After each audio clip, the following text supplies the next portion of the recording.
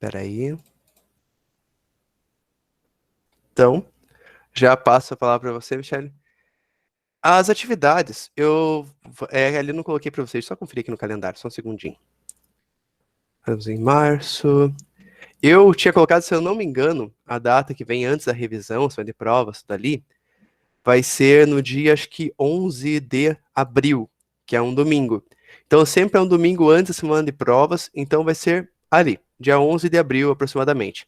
Depois, a partir da semana que vem, eu vou começar a passar exercícios para vocês por meio do Google Forms, e lá eu sempre vou deixar especificado qual que é a data máxima de envio de trabalhos. Então, sempre vai ser até mais ou menos a semana que antecede a semana de provas. Então, nesse caso, se eu não me engano, é no dia 11 de abril. Então, vocês podem me enviar até o dia 11 de abril, ali por e-mail, e daí me mandam ele, no caso, nesse modelo vai ser escaneado, certo? Os exercícios que vai ter da aula passada, da aula de hoje, eu vou dividir os dois e cada um vai ter meio ponto, tá bom? Então, quem me enviou todos os que tinham lá nos slides, já que além do que a gente viu em sala de aula, vai valer ali, conforme todos os exercícios, valendo um ponto, que vai até o último exercício lá, que é quando vem a questão de prioridade novamente, que deve ser um exercício que tem todas as variáveis que estudou até agora, todos os tipos de cálculo. Nesse caso, daí isso aí vai valer um ponto, tá bom? Durante esses slides eu explico se fica melhor. Mas então até dia 11 de abril, e os exercícios de hoje, semana passada, os dois juntos valem um ponto ou meio ponto cada, tá bom? Quem tinha levantado a mão? Pode falar? Ou pode escrever também, né? O que se sentir mais à vontade e for da possibilidade atual. Misael?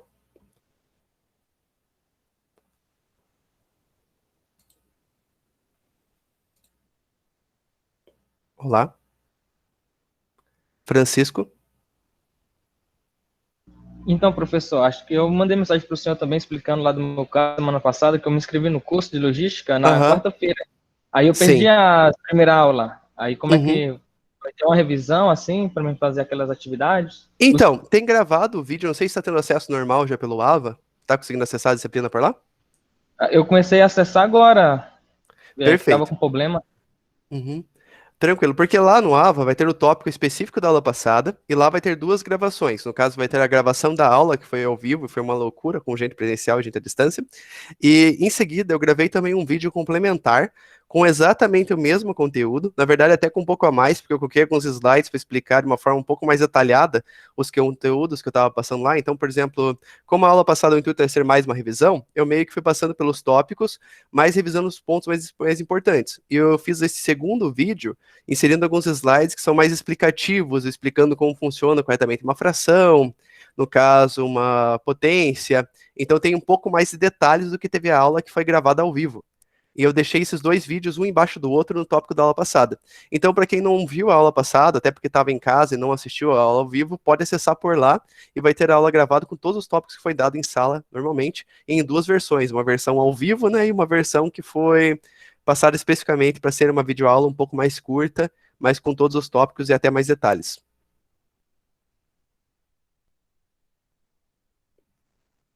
Deixa eu só pegar meu celular que tá aqui no cantinho para ver se ninguém mandou mensagem dizendo que está. Acho que está tranquilo. Acredito que todo mundo já esteja conseguindo entrar. Então, beleza. Só explicando então. Eu tinha falado lá na aula passada. Oi? Alguém ia falar alguma coisa? Então, eu tinha falado na aula passada que o exercício, no caso que seria correspondente à aula passada, ela seria composto pelos exercícios que foram passados na aula passada e por hoje, que ia valer meio ponto. Só que, na verdade, para tentar deixar as coisas um pouco mais equilibradas, o exercício total dessas aulas de revisão de matemática vai valer um ponto, tá bom? Então, quem me enviou, digamos, o que foi passado na aula passada, já me enviou por e-mail, já tem praticamente meio ponto, e se fizer o que tem aqui hoje, vai ganhar mais meio ponto, tá bom? Então, os dois, no caso, as duas aulas sobre revisão de matemática básica vão valer juntos, os exercícios delas, um ponto no total, tá bom? Deixa eu aqui abrir os slides. Ô, professor, só para confirmar a respeito dos Pergunte. trabalhos, você comentou comigo no WhatsApp que pode fazer, tipo, até um dia, tipo, às 11h59, um dia antes da semana de prova, né? E te Isso. mandar via WhatsApp, certo? Então, por WhatsApp eu prefiro que não mande, porque, tipo, fica muito mais fácil de acabar perdendo os trabalhos e dando confusão. Porque às vezes, por exemplo, eu baixo o trabalho, só que eu perco a versão que eu tinha baixado, e no WhatsApp eu não consigo baixar novamente. Eu prefiro que sempre seja por e-mail. No caso, assim, em alguma situação pontual, eu até autorizo que seja feito ali o envio por WhatsApp. Mas normalmente o e-mail é o melhor caminho, porque eu já separo por turmas, crio uma pasta específica, crio uma pasta específica por trabalho, então torna-se muito mais difícil de eu perder o trabalho de alguém e alguém não receber a nota e depois de ter que corrigir, sabe? Então, por e-mail é o caminho. No Ava, ela tem... Oi? Pode perguntar. Ok, então, por exemplo, eu vou fazer esse fim de semana. Semana passada Aham. eu realmente não fiz. Aí eu posso mandar os dois trabalhos no e-mail só ou tenho que mandar por e-mail Pode. identificando? Não, pode especificar, só que pode, como dizer, pode mandar os dois, mas sempre especifique que os dois estão ali juntos, tá? Porque até mesmo, digamos, se algum dos trabalhos não tiver vindo, alguma coisa assim, eu posso comunicar a você que tem uma coisa de errado ali, você pode me reenviar. Porque às vezes eu baixo os trabalhos, divido e vou vendo, vejo o trabalho inteiro e tal, mas se tiver faltando uma parte eu não vou contabilizar, mas às vezes para você se tinha me enviado e não enviou. Então, Ah, pode mandar no mesmo e-mail, só especificar, segue os trabalhos 1, 2 e 3, por exemplo, entende? ok, então, eu preciso colocar as fórmulas ou só a resposta daí? As fórmulas. Quando for Perfeito. que nem nesse caso que eu estou pedindo para vocês mandarem a versão ali digitalizada do caderno de vocês, mandem com as fórmulas, é fundamental. Em algumas situações, por exemplo, eu vou pegar e vou passar para vocês ali a lista no formulários Google, e lá vai ter, tipo, múltipla escolha. Então, vocês vão poder escolher qual que é a resposta correta. Nesse caso, eu vou dar uma instrução específica como isso vai funcionar no vídeo da aula específica ou no dia que tiver com vocês, nas aulas ao vivo, eu explico como isso vai funcionar. Mas, enfim, já respondo. É, Professor, No caso, você tem que mandar o exercício ali para mim quando eu pedir que for para mandar o exercício manuscrito. Em alguns casos, quando vai estar fazendo misto entre uma calculadora financeira, ou vai poder fazer tanto por um papel também, de acordo com a vontade de cada um, daí vai ser mais formulários do Google e vai seguir mais essa estrutura mesmo digital de vocês apenas mandarem as respostas. Certinho, então, professor. Obrigado. Beleza? Já libera a vez, Camila, agora o Nicolas já tinha levantado a mão, acho que faz um tempinho ali já. Oi, professor. Olá. Eu só tenho uma dúvida. É para tirar foto e te mandar, ou eu posso colocar no Word as respostas e te mandar por e-mail? Pode ser qualquer uma das opções, só que se for fazer pelo Word, tem que colocar os cálculos também. Pode ser até o cálculo de uma forma resumida, tá? Não precisa ser, por exemplo, que nem eu passo para vocês, assim que eu passo o cálculo completo, sabe? Cada modificaçãozinha vira uma nova linha. No caso, você pode mandar pelo Word, mas tem que ter pelo menos um passo a passo, não precisa ser totalmente detalhado, mas pelo menos mostrando o que se foi fazendo ali. Beleza? Não, tranquilo. Beleza, obrigado. Fechou. Camila? só que eu pedi seu e-mail mesmo, professor, não sei se está lá no Ava, mas eu não vi. Aham, ele tá, vou escrever aqui no chat. É bem simples, porque Obrigada. meu nome, assim como a maior parte dos brasileiros, é Silva. Então fica cesar.silva@unifacear.edu.br. Eu vou colocar, Muito eu acabei obrigada. esquecendo de nada, disponha. Eu acabei esquecendo de colocar, mas eu vou colocar lá no nosso grupo de WhatsApp. Até mesmo, deixa eu até lançar o link aqui para vocês já no chat. E Professor, peraí, eu vou colocar lá tudo no assunto do nosso grupo lá mesmo, para ficar mais fácil acessar meu e-mail e todo o resto. Pode perguntar. é que a Mariana perguntou aqui no chat, eu também tô com a mesma dúvida.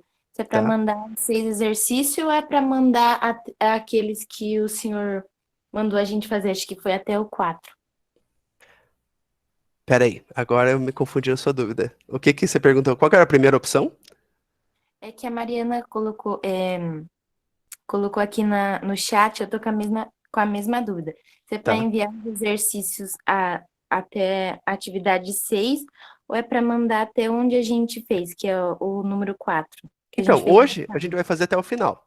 Então, Aham. daí, no caso, esses exercícios, no caso sendo até os 6, eles juntos eles vão valer ali os nossos 1 ponto dessas 2 aulas.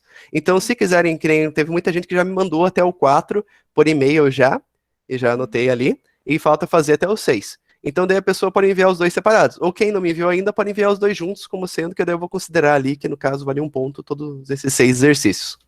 Então pode mandar tudo junto. Pode, pode sim. Obrigada. Tem gente que prefere pegar, tipo, até o final do semestre, final do semestre não, né, pelo amor de Deus, no final do bimestre, e me mandar todos os exercícios ali até a data máxima, mandar tudo junto, no único e-mail, única mensagem, também não tem problema nenhum. É que às vezes é bom fazendo em tempo real, porque conforme se vai fazendo, eu vou já, tipo, corrigindo e mandando ali a nota e tirando dúvidas conforme vai tendo, assim é mais fácil de ir pegando o fio da meada numa ordem mais correta. Tá bom, obrigada. Nada. Posso sim, Sibeli. É o seguinte, lá no Ava tem os slides da aula passada, no tópico respectivo da aula. Nesses slides, os exercícios estão neles. São os exercícios que estão no slide. Que daí vai ter do número 1 ao 4, que nem foi falado, e no slide total vai até o 6, que é no caso a gente vai ver hoje. Então todos os slides lá. Qualquer coisa, se não tiver conseguindo salvar, só me pede depois ali por WhatsApp, que daí eu já pego já e te encaminho já a apresentação diretamente, tá bom? Mas são os exercícios dos slides. Porque daí, a partir da próxima aula, a gente vai começar a utilizar ali o formulário do Google, daí sempre vai ter o link que vai ter os slides, e embaixo dos slides vai ter o link específico para acessar o formulário. Que daí vocês respondem por lá, tem que colocar o e-mail de vocês, só para ficar registrado, e daí depois eu vou conseguir extrair as respostas todo mundo juntas e tal, tá?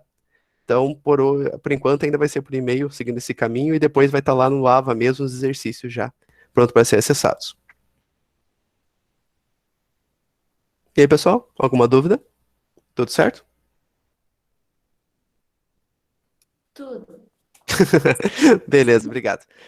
Deixa eu só abrir aqui a aula e vamos começar então a continuidade da aula passada.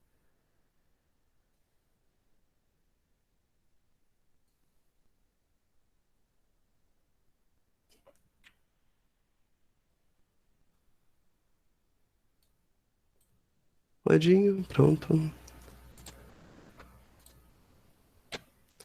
Aqui fica mais fácil em casa, porque aqui como eu tenho 2 monitores, fica bem mais tranquilo pegar e ficar autorizando vocês a entrarem sem ter que ficar fechando os slides. Ó, tem um lado que é positivo. Me avisem a partir do momento que estiverem começando a ver minha tela aqui, tá? É para ter os slides escrito Revisão de Matemática Básica 2. Pra mim apareceu já. Beleza. Tranquilo. Ainda não. Peraí, só mais um pouquinho, então já aparece. Pra mim também já apareceu já. Beleza. Porque quando tem muitos alunos, normalmente, de acordo com a conexão de cada um ali, vai aparecendo gradativamente, mas... Depois que sincroniza, vai que vai. Estão vendo todos já?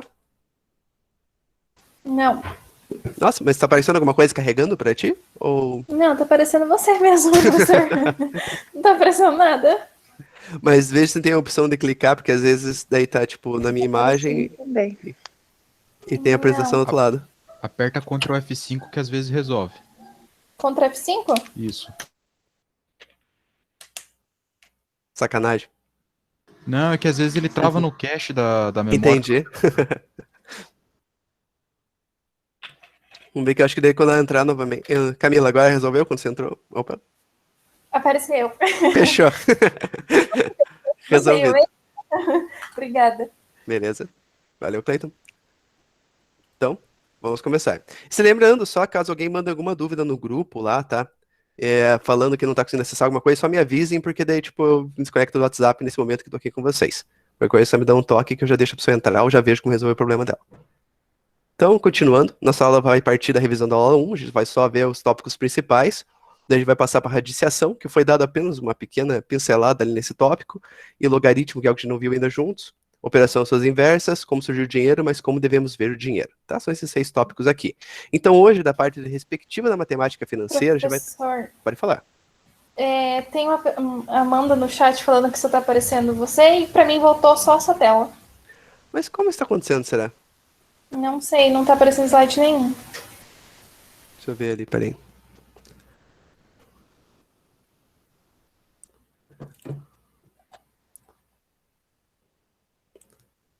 Tenta a técnica indicada pelo Cleiton. Qual que era o comando, Cleiton? É Ctrl F5? Isso, Ctrl F5. Beleza, só um pouquinho.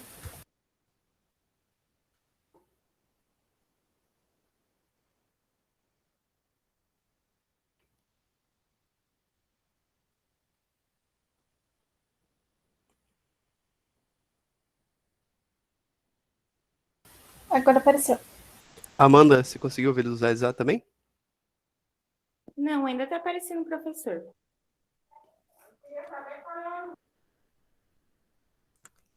Peraí.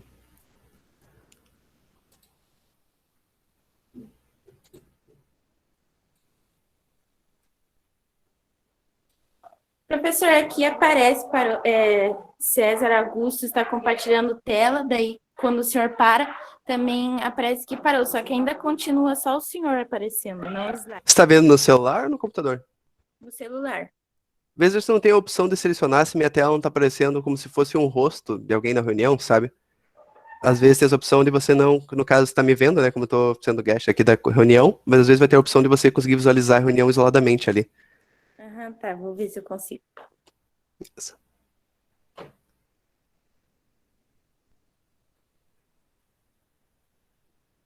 58 alunos online.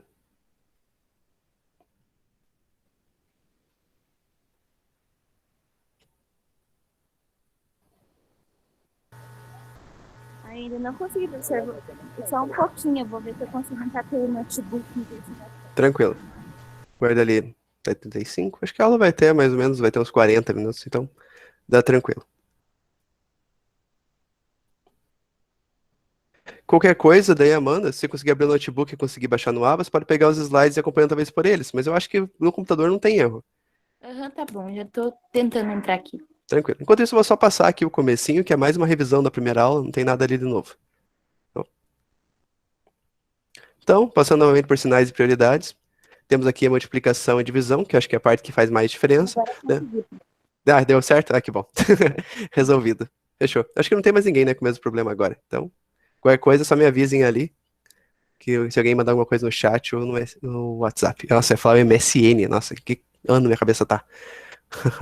Então, o mais importante daqui é que negativo com negativo, quando se trata de multiplicação e divisão, o resultado inverte e fica positivo, tá bom? Do mesmo jeito que positivo com negativo dá sempre negativo, e positivo com negativo, porque são números positivos sendo adicionados um ao outro, vai continuar sempre positivo, fechou? Isso aqui é simples, mas gera bastante confusão. Vamos continuar. Então, temos uma ordem lógica de resolução de operações quando se torna uma fórmula que seja mais complexa, certo? Quando tenha vários tipos de variáveis diferentes. Pode ter ali no meio, seja o que for, tipo, por exemplo, radiciação, potenciação, multiplicação, divisão, tudo junto, segue sempre essa ordem e na ordem que aparece. Então, a gente sempre resolve primeiro potência, radiciação e logaritmação, na ordem que aparece, então vai indo da esquerda para a direita ali, na leitura tradicional do Ocidente. Na segunda ordem aqui vai multiplicação e divisão, também na ordem que aparece, e adição e subtração, na ordem que aparece também. Operações com frações. Na aula que eu falei que tinha gravado um pouco mais detalhes, eu tinha colocado esse tipo de slide aqui junto. Então, no caso de uma fração, nós temos o numerador e o denominador. Aqui tem a simbolização de uma fração no formato de pizza. Nós também em frações temos as frações equivalentes, que seriam frações diferentes, mas que representam o mesmo número. Que nem aqui no caso, nós temos 1 sobre 2, 2 sobre 4 e 4 sobre 8.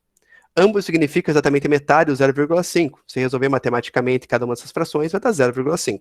Então aqui nós temos aqui no caso 2 quadradinhos, no caso são deles pintados, né, porque seria meio. Aqui no caso seria o 2 quartos e aqui o 4 oitavos. Por que isso aqui é importante e interessante? Porque o MMC utiliza esse tipo de conceito. Então a gente modifica os números ali, mas sempre na mesma proporção, para que de qualquer maneira eles representem o mesmo número no final. Aqui no caso eu tinha passado esse exercício em sala, o MMC. Aqui acho que tinha um pequeno errinho nesse caso do MMC sendo feito. Aqui eu corrigi já para poder ficar o exemplo perfeito para vocês. Então se a gente tiver que somar ali o 2 quartos com 4 quintos, a gente tem que tirar o MMC, que seria basicamente fatorar as bases, né, que seria no caso o denominador, colocar lado a lado e ir dividindo por números primos, do menor para o maior, até o momento que todos os números virem 1. Então no caso aqui nós temos 4 e 5, a gente começa dividindo por 2, como o 5 não é divisível, não gera um número inteiro, o 4 é, então o 4 vira 2 e o 5 mantém. Como ainda tem algum número divisível e gerando um resultado inteiro pelo mesmo número primo, então a gente divide novamente por ele. Então aqui divide novamente por 2, o 2 vira 1. A partir do momento que agora o 2 já virou 1, o 5 continua não sendo divisível por 2, a gente tem que começar a subir os números primos. No caso, a gente passa para 3, o 5 ainda não é divisível por 3, e por 5 é. Daí o 5 vira 1. Então esses aqui são os números que a gente vai utilizar para fazer o MMC. Nas aulas gravadas, inclusive na segunda, eu expliquei isso aqui bem mais calmamente, detalhadamente. Então, acho que se alguém tiver com dúvida ainda nesse tipo de conceito, basta consultar ali ou me manda mensagem direta depois e eu ajudo a resolver seus problemas. Então, para tirar o MMC, a gente faz essa multiplicação concatenada. A gente multiplica, então, 2 vezes 2 e o resultado que der é vezes 5. 2 vezes 2, 4, vezes 5, 20. Certo? Então, logo o MMC é 20. Ou seja, o MMC de 4 e 5 é 20 ali. Só li na ordem errada aqui. Mas enfim, a questão aqui que a gente está resolvendo não acabou nesse ponto. Agora a gente tem que pegar o MMC e dividir pelos denominadores de ambas as frações para ver o número que vai multiplicar a parte de cima para manter a proporção como deve ser feita. Alguém vai falar alguma coisa? Ou perguntar alguma coisa? Não tenho receio de interromper e perguntar a dúvida de vocês na hora, tá? Isso muitas vezes ajuda todo mundo a tirar uma dúvida ali em comum. Então, não se acanhem. Ainda mais que a distância fica mais tranquilo de fazer isso do que presencialmente na sala, né? A sala é muito mais amedrontadora nesse sentido. Continuando. Então, a gente pega aqui o MMC e divide pelo denominador de cada fração. O resultado que der em cada uma dessas operaçõezinhas aqui, a gente pega e multiplica o numerador de cada uma das frações, ou seja, a parte de cima delas. Então, no caso aqui, quando a base, o denominador era 4, eu dividi aqui o 20 por 4, deu 5. Então, eu multiplico o numerador, que era a parte de cima da fração, pelo resultado dessa divisão. No caso aqui, 20 por 4 deu 5, então eu pego o 5 aqui e multiplico o 2. A mesma coisa eu faço para a segunda fração.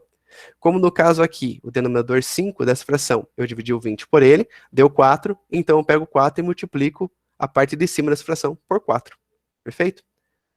Os resultados estão aqui nessa parte de cima, vai dar 10 sobre 20 e 16 sobre 20. Agora, como os dois têm a mesma base, eu posso simplesmente somá-los, dando o resultado aqui 26 sobre 20, e simplificando fica 13 sobre 10. Lembrando que isso aqui utiliza bastante o conceito de frações equivalentes, que são frações diferentes, mas que elas representam o mesmo número porque elas seguem a mesma proporção. Beleza? Eu acho que aqui está tranquilo. Qualquer dúvida que tenham, me mandem mensagem ou perguntem, que daí a gente para e explica novamente. Professor, Oi. é sempre necessário simplificar ou não? Não, tipo assim, na vida, se for fazer uma coisa bem específica da matemática, eles vão exigir que você simplifique. Mas, em geral, não tem essa necessidade. Por exemplo, quando a gente for entrar agora, a partir de semana que vem, já nos tópicos específicos da matemática financeira, dificilmente, quando alguém, se for analisar, por exemplo, seja investimento, um desconto, qualquer tipo de cálculo financeiro, você vai apresentar o resultado no formato de fração. Normalmente lá a gente acaba fazendo a divisão e chegando num número inteiro ali, né, não necessariamente inteiro, mas tipo um número específico ali que seja em cifras monetárias, e daí assim você já consegue expressar o resultado melhor. Então nessa disciplina não precisa se preocupar com isso. Quando se trata de matemática básica, isso realmente é necessário e sempre você tem que deixar o número mais simplificado possível. Nada. Então, continuando. Para a multiplicação de frações, multiplicamos o numerador pelo numerador e o denominador pelo denominador. Ou seja, multiplico o de cima pelo de cima e o de baixo pelo de baixo. Que nem no caso dessas dois aqui, vai ficar dessa forma que vai dar esse resultado aqui. Eu acho que essa parte aqui é tranquila. Lembrando que em subtração e adição, a gente tem que fazer o MMC para igualar as bases, para daí poder somar os numeradores, a parte que está em cima da fração. No caso, quando a gente está aqui fazendo a multiplicação, você realmente multiplica o de baixo pelo de baixo e o de cima pelo de cima. Tá? Então, 2 vezes 4 vai dar 8 e 3 vezes 5 vai dar 15. No exemplo aqui de baixo é a mesma coisa, só que números que não estão expressados em fração estão sempre com o denominador 1. Então, a gente faz essa mesma lógica. Aqui, no caso, o 8 ele vira 8 sobre 1. A gente multiplica o 8 pelo 2 e o 1 pelo 5, dando essa fraçãozinha aqui, resultando em 16 por 5. O que confunde um pouquinho mais é a questão da divisão. Pode perguntar. Oi? Então, sempre quando eu tiver um número que nem ali, o 8 tá sozinho, eu vou colocar 1 embaixo? Isso. Isso ajuda bastante a resolver questões que envolvem frações, principalmente se estiver somando números diferentes entre elas ali. Então, sempre que um número estiver sozinho, no caso ele não for uma fração, você considera que ele tem 1 para baixo para qualquer operação matemática que for fazer. Tá bom? Em cálculos mais específicos, que isso for aparecer mais lá para frente, alguma coisa assim, daí eu reviso esse conceito novamente. Mas é uma coisa que ajuda bastante a ter em mente, porque isso aqui ajuda a ver as fórmulas de uma forma um pouquinho diferente. Se eu parar para olhar para vocês, olhando aqui para a direita, é porque para mim vocês estão aqui na minha direita, tá? Então eu estou olhando para vocês, diferente quando eu olho para a câmera, assim, senão fica mais confuso. Enfim. No caso para dividir frações, é basicamente a mesma lógica, só que você tem que inverter a segunda fração. Que nem nesse caso aqui, a gente tem praticamente as mesmas frações, seria 2 sobre 3 e 4 sobre 5. Só que aqui, no caso, a gente não está multiplicando, a gente está dividindo. Então, como a gente faz para resolver isso aqui? Você inverte a segunda fração e daí multiplica, como se estivesse fazendo simplesmente a multiplicação que a gente viu anteriormente aqui. Então, no caso, nós temos 2/3 divididos por 4/5, mas é a mesma coisa que 2/3 vezes 5/4. Então, a gente só inverte e faz a multiplicação e ignora que aqui é o sinal de divisão. Beleza? Então, vai ficar 2 vezes 5 e 3 vezes 4, que vai dar 10 sobre 12, e aqui está simplificado também em 5 sobre 6. Tá? Então, se for divisão de frações, você inverte a segunda e transforma aquilo numa multiplicação. É bem simples e tranquilo de resolver, só que isso aqui é meio que uma regrinha que tem que se lembrar. Tá bom? Pode perguntar, Wellington. Tem alguma dúvida? Não, professor. Beleza, tranquilo. Potenciação. como funciona a potenciação? A gente tem a base e tem o expoente. No caso, isso aqui significa, o n, o expoente, significa a quantidade de vezes que a base multiplica ela mesma. No caso aqui, está simbolizado por essa equação aqui. No caso, nós temos NAs, um multiplicando o outro, para simbolizar o que é essa potência aqui. Exemplo, 2 elevado à terceira seria 3, 2, um multiplicando o outro em sequência, dando aqui, no caso, o 8. 3 elevado ao quadrado, ou 3 elevado a 2, é a mesma coisa que 3 vezes 3, que dá igual a 9. Detalhe especial aqui, que se a potência, no caso, for negativa, toda vez que for elevado, no caso não a potência, né? Se a base for negativa, toda vez que for elevada uma potência par, ela vai dar um resultado positivo. Simplesmente por aquela regra de negativo com negativo dá positivo. Então, se for par, vai ser sempre negativo com negativo, independente de quanto sejam. Daí tem as regrinhas que envolvem isso aqui, que isso aqui realmente é uma regra. Tudo que for elevado ao expoente 0 é igual a 1, tá? Isso aqui é uma coisa mais relacionada a decorar. Oi?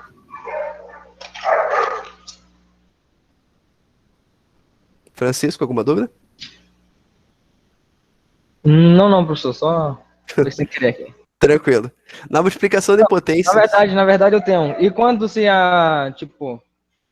se o número elevado for negativo, tipo, 2 elevado a menos 4, por exemplo. Aham. Aí, como é que fica o resultado? Então, ele vai ficar no formato de fração. Já tem um slide sobre isso, daí já mostra ali exatamente. Tá bom, Mas, então. no caso, você, considerando que todos os números têm um denominador 1 embaixo, quando o número ali é inteiro, você vai inverter essa fração e vai tornar ali aquela potência positiva embaixo. Daí vai resolver normalmente. Mas já chegamos a esse ponto aqui. Então, tudo que é elevado a zero tem resultado 1, independente do número que seja. Na multiplicação de potência em mesma base, permanece a base, somos os expoentes. Então, no caso aqui, nós temos a elevado a m vezes a elevado a n é igual a a elevado a m mais n. Que nem esse exemplo aqui de baixo, nós temos 3 elevado a quinta e vezes 3 elevado a sétima.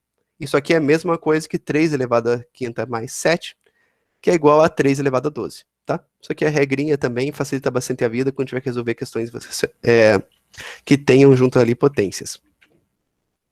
Na divisão de potência, a mesma base, permanece a base, subtrai seus expoentes. Então a lógica é a mesma, só que aqui você subtrai. No outro a gente somava. Quando é multiplicação, a gente soma. Quando é divisão, a gente subtrai. Então aqui, os mesmos números aqui, 3 elevado a quinta dividido por 3 elevado a sétima, é igual a 3 elevado a 5 menos 7, que é igual a 3 elevado a menos 2. Agora, respondendo sua dúvida, Francisco, quando acontece aqui de ter um número elevado a uma potência negativa, a gente considera aqui embaixo que tem o número 1, certo? E daí a gente inverte essa fração, para que daí a potência fique positiva. Que nem aqui nesse caso, aqui era menos 2 e passou a ser elevado a 2 positivo aqui embaixo. Isso aqui está sempre sobre 1, perfeito? Então, que vai dar um resultado igual a 1 sobre 9. Se aqui fosse, por exemplo, sei lá, 4 elevado a menos 2, seria a mesma questão. Ele passaria para baixo do numerador 1 e estaria elevado aqui a 2 positivo também, que daria 1 sobre 16.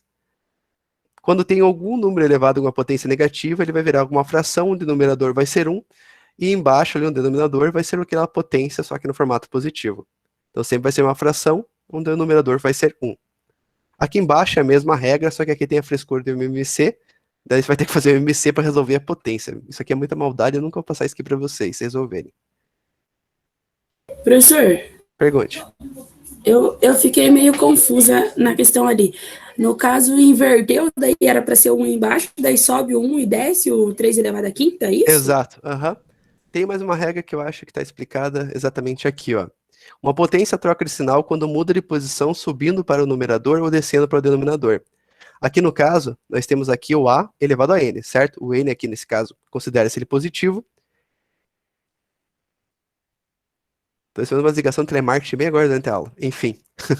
Aqui nós temos o A elevado a N, então a gente passa ele para a parte de baixo, no caso do denominador que ele teria que seria 1. Invertendo aqui, ele passou a ser negativo, porque aqui ele era positivo, então quando a gente vira essa fração de ponta cabeça, a potência ela muda de sinal. E mesma coisa aqui nesse caso. Nós temos A elevado a menos N, para ele deixar ele positivo, no caso a gente inverte essa fração, e aqui embaixo ele fica A elevado a N positivo, tá? Os números se mantêm, só que ele fica embaixo da base do número 1, do numerador 1. E detalhe que é sempre 1 em cima, tá? Mas aqui na frente tem mais um exemplo que se você inverter a fração, a potência dela também muda de sinal. Isso é quase a mesma lógica que se utiliza ali quando a gente está fazendo, no caso, a divisão de frações por frações, que você inverte ela para fazer multiplicação, tá? Que nem aqui nesses exemplos dados. Oi? Exato. E toda vez que eu inverter, se é positivo, passa a ser negativo. Ou vice-versa, é isso? Mas se lembre da questão que o que a gente está invertendo aqui, o que vai mudar de sinal explicitamente é a potência, tá? Não é o número que está sendo elevado por ela ali, tá bom? Isso é um detalhe importante, porque que nem aqui, quando a gente inverteu, nesse caso aqui, ele ficou aqui embaixo positivo, do mesmo jeito que a gente for inverter aqui, o que vai mudar de sinal é sempre, no caso, a potência, tá? Não o número que está sendo elevado. Mas ela sempre muda de sinal. Isso fica mais evidente, mais tranquilo aqui, ó. Quando no caso nós temos totalmente uma fração inteira sendo elevada a uma potência, se a gente inverter ela de posição, né, o numerador com o denominador, nesse caso a potência ela muda de sinal também. Que nem nesse caso aqui nós tínhamos 3 sobre 4 elevado a menos 2, a gente só inverte essa fração de posição e tudo agora passa a ser elevado pela mesma potência, só que agora ela é positiva. Então, 3 quartos elevado a menos 2, no caso a fração inteira, tá? Por isso entre parênteses, é a mesma coisa que 4 sobre 3 elevado ao quadrado.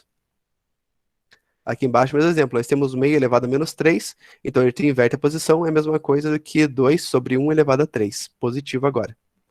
Que dá um resultado aqui de 8, porque vai ser 8 sobre 1. Alguma dúvida, pessoal? Tudo tranquilo? Tranquilo, professor. Fechou. Radiciação. Eu acho que esse slide aqui que não tinha na última aula. Radiciação é a operação inversa da potenciação. Então, por meio da radiciação, a gente conhece o que é multiplicando ele mesmo, n vezes, vai dar o resultado que está ali dentro daquela raiz. No caso, a radiciação é composta por um índice, o radical, que seria esse símbolo que parece um raio meio torto, que na verdade é bem reto, só que cheio de zigue-zague, e o radicando, que é o número que está dentro dele, que no caso ele é o resultado da multiplicação de um número n vezes. Esse aqui, eu acho que de todos, conceitualmente, assim, explicando, ele parece ser mais confuso, mas em si é uma espécie de... é um tipo de cálculo bem tranquilo de ser resolvido. Mas, normalmente, quando ele é passado para vocês por meio de exercícios, ele já vem no formato mais simples. Ou, no caso, se for mais complexo, vocês vão ter que utilizar a calculadora para fazer, porque não tem jeito.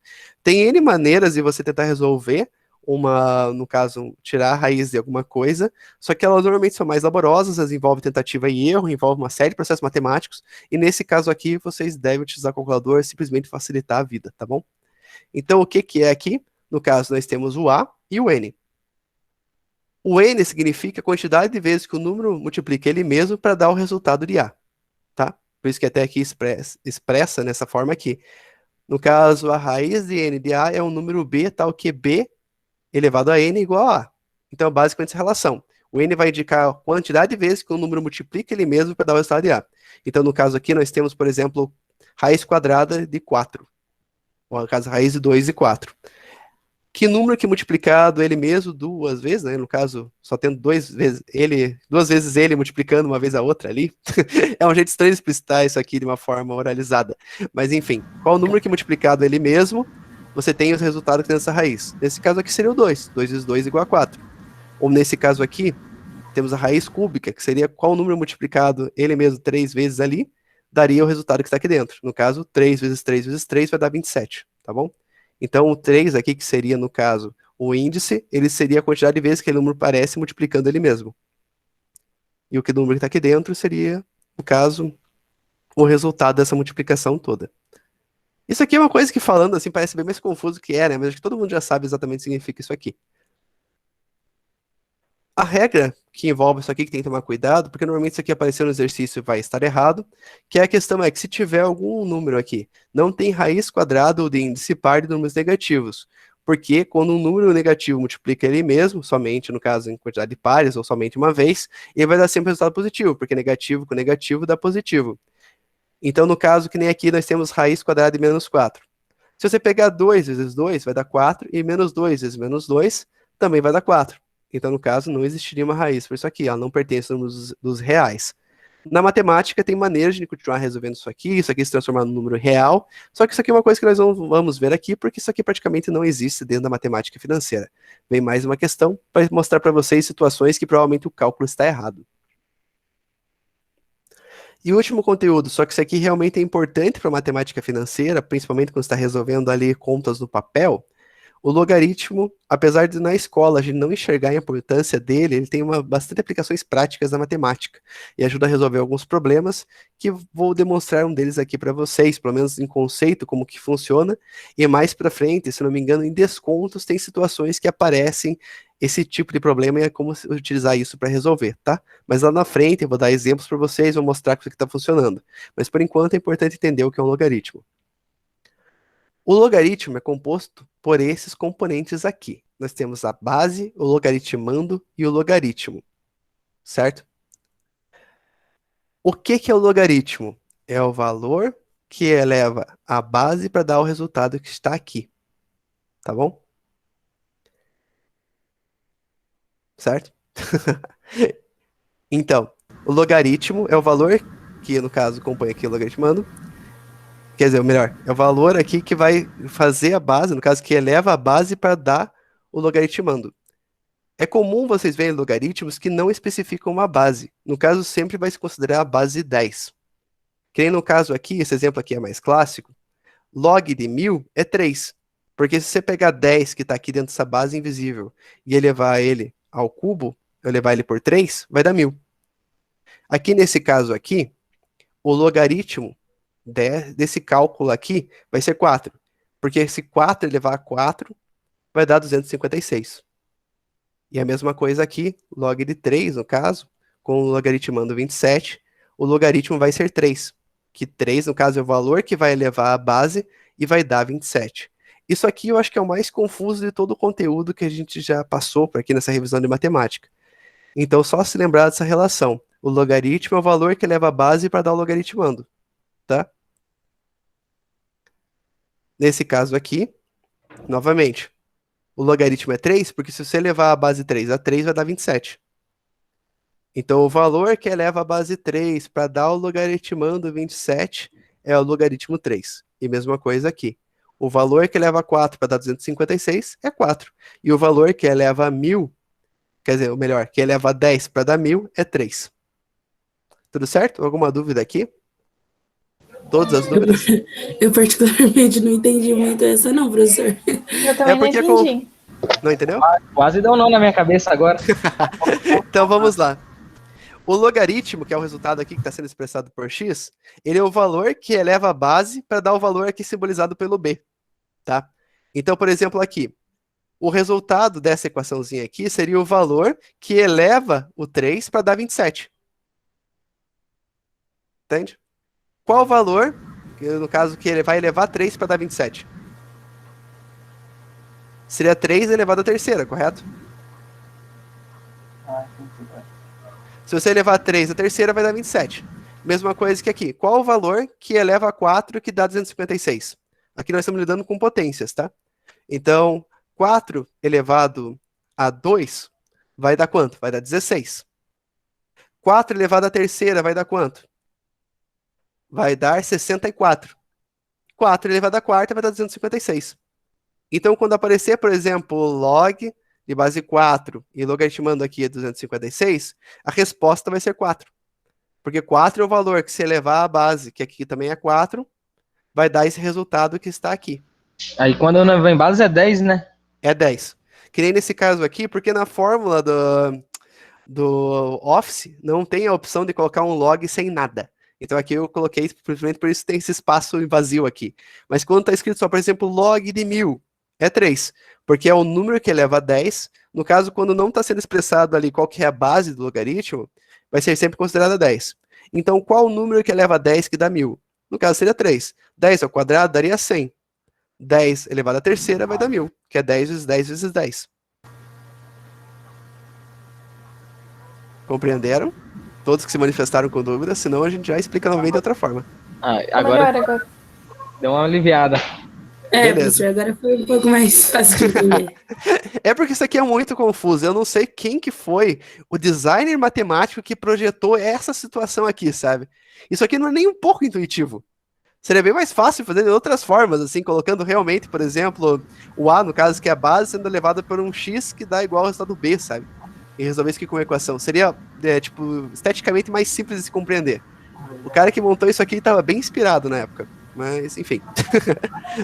Então, lembrando só, quando vocês vão, normalmente vai ter uma equação, não vai ser mostrado aqui do igual em diante, tá? Vai ser só, por exemplo, log de base A e B.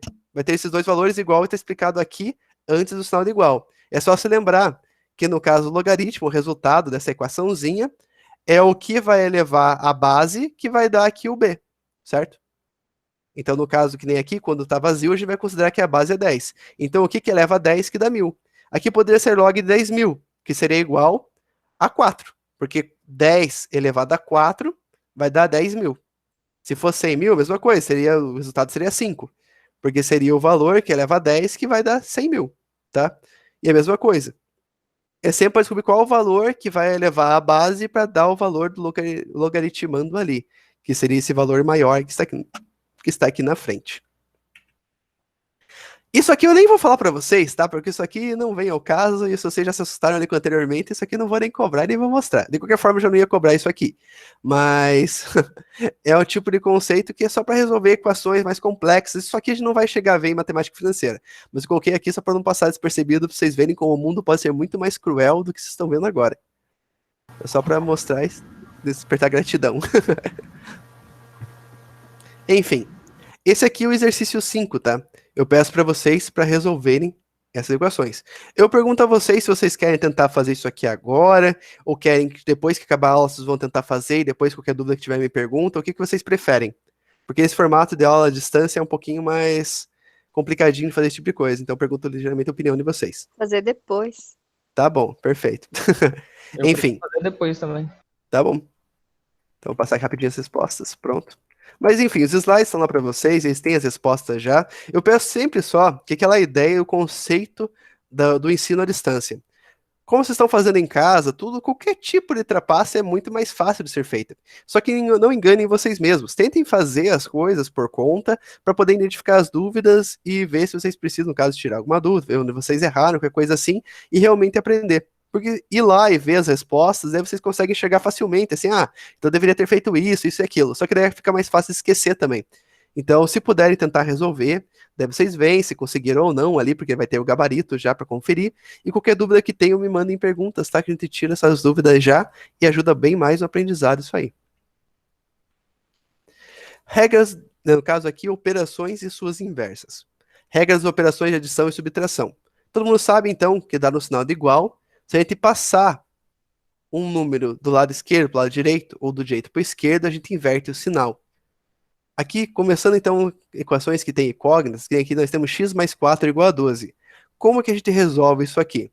A gente tem que isolar a variável que nós não temos, que no caso aqui seria o x. Então, a gente tem que passar o 4 para o lado direito para poder isolar o x.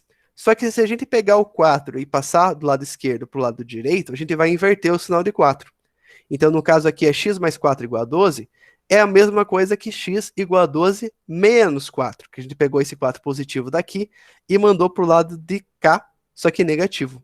Perfeito? Todo mundo se lembra disso aqui, como se faz isso aqui? Sim. Fechou. Então, o x vai ser igual a 8. Nessa mesma situação aqui, só que agora com o sinal negativo, a gente vai fazer x menos 7 igual a 17. Que é a mesma coisa que x igual a 17 mais 7. Então aqui o 7 era negativo, ele passa para o lado direito como positivo, dando um total de x igual a 24. Então toda vez que você passar um número do lado esquerdo para o lado direito, ou vice-versa, ele vai inverter de sinal. Se eu quisesse isolar o 4 aqui e passar o x para o lado direito, ia ser igual a 4 igual a 12 menos x. O x também mudaria de sinal. Qualquer número que passa do lado esquerdo para o lado direito vai mudar de sinal. Certo? Aqui nesse segundo exemplo, então nós temos menos 50 menos x igual a 50. Então, menos x igual aqui a 50 mais 50, porque a gente inverte o sinal, que vai dar igual a menos x igual a 100, ou seja, é igual a x igual a menos 100. É a mesma coisa, tá? A gente pode inverter o sinal de um lado para o outro, e dessa forma ambos vão inverter, tá bom? Que nem aqui no caso era menos x igual a 100, é a mesma coisa que x igual a menos 100.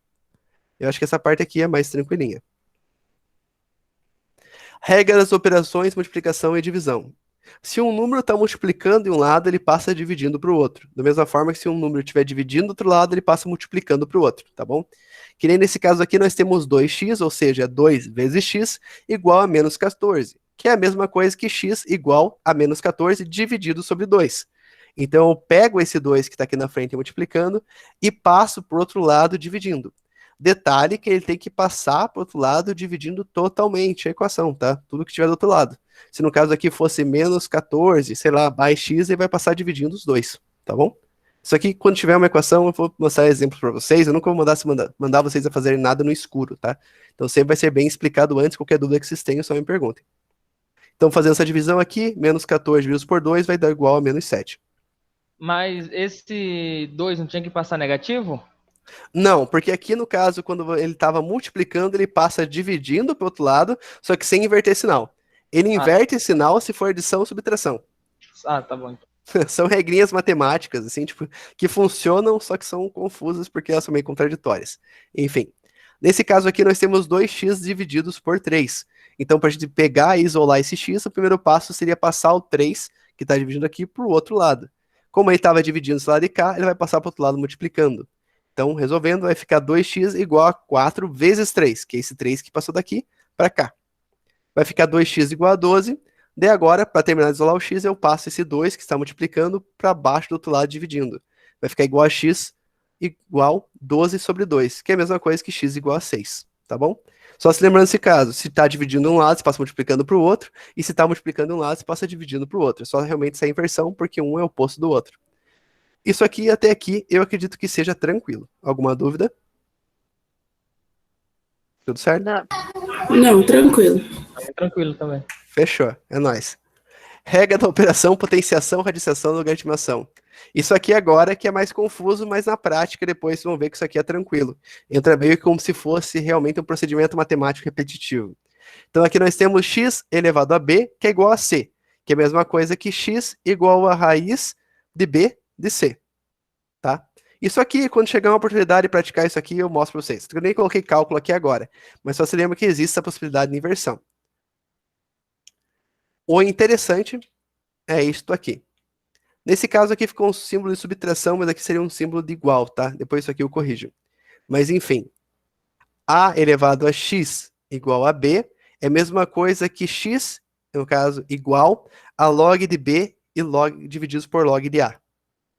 Isso aqui é meio assustador, mas quando chegar numa fórmula específica, a gente vai utilizar isso aqui, eu mostro para vocês como resolver, tá? Então, não se preocupem com isso aqui agora.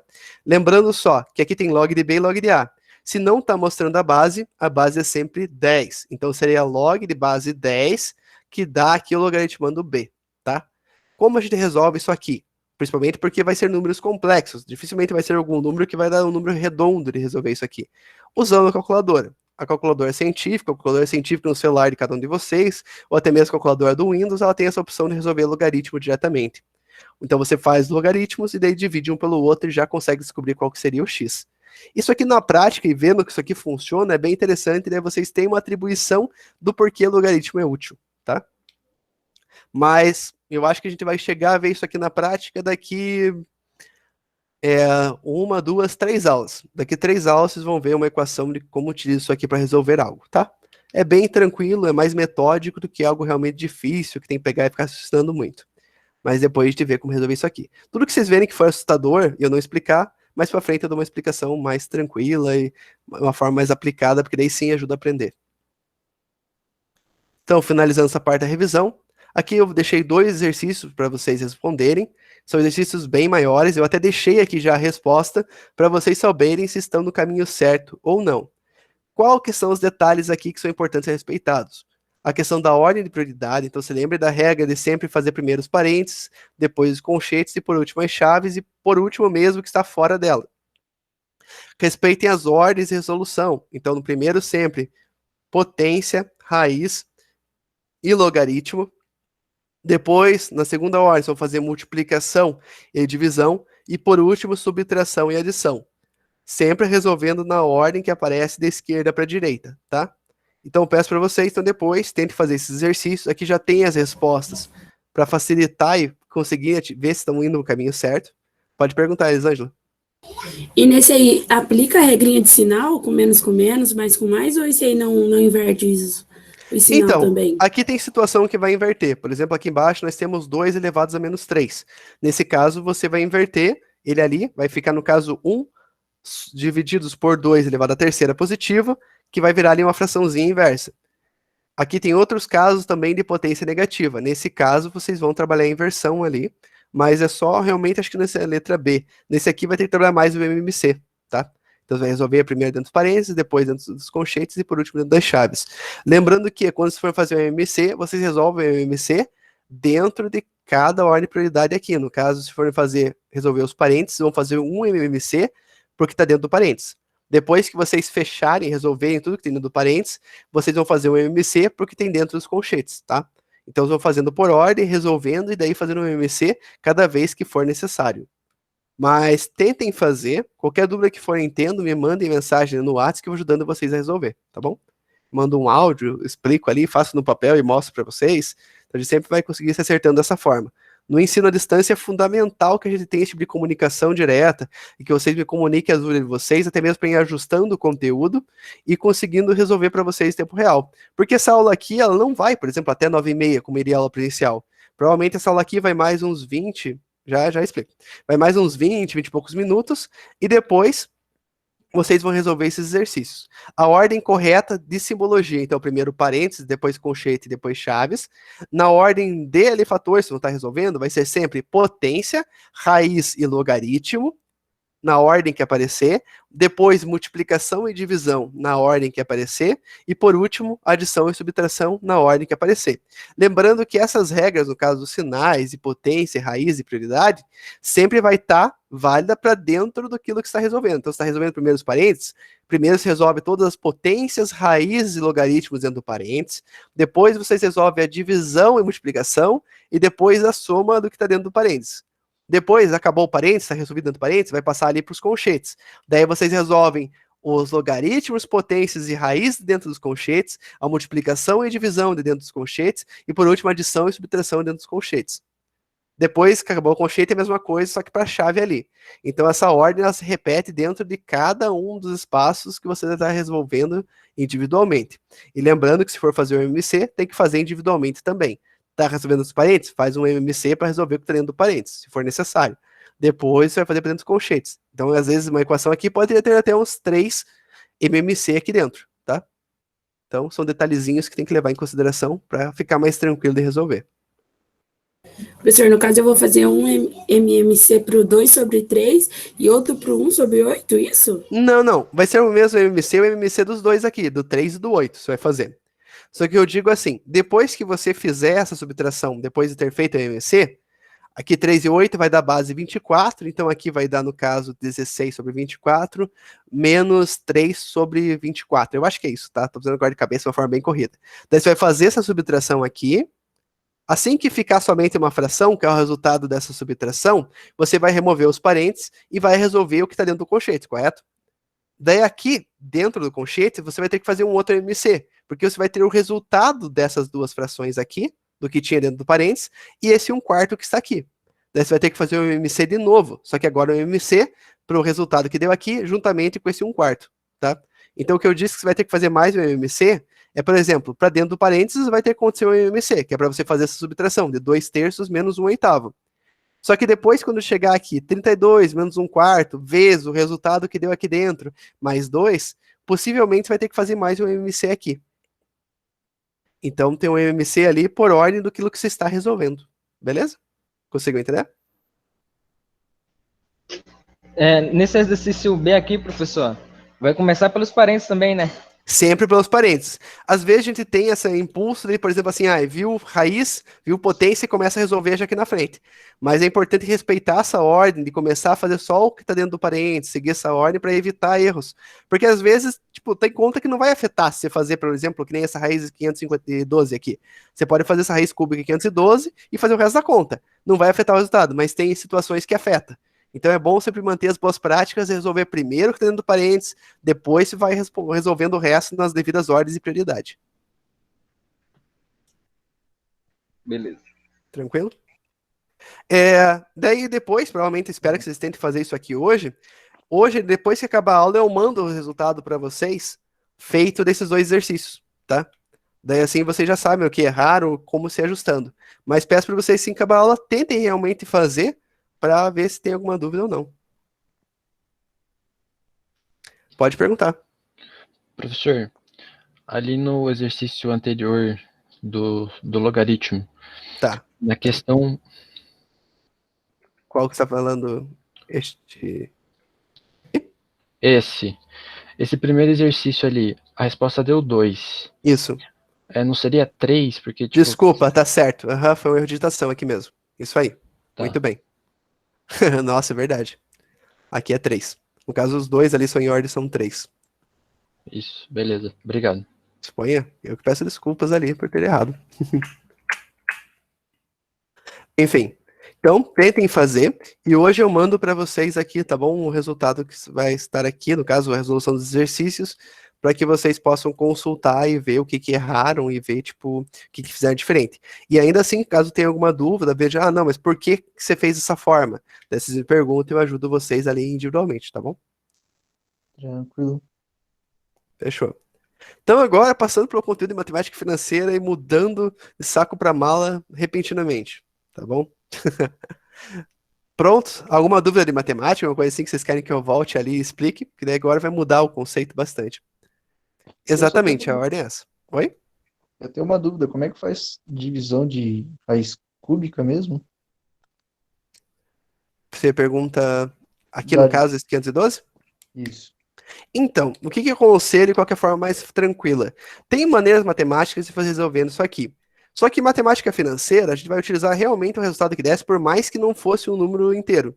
Então, eu aconselho que vocês realmente peguem a calculadora científica. Se não tiver a calculadora, no caso, pode pegar realmente um aplicativo de calculadora científica, ou pegar a calculadora do Windows e deixar ela no modo científico.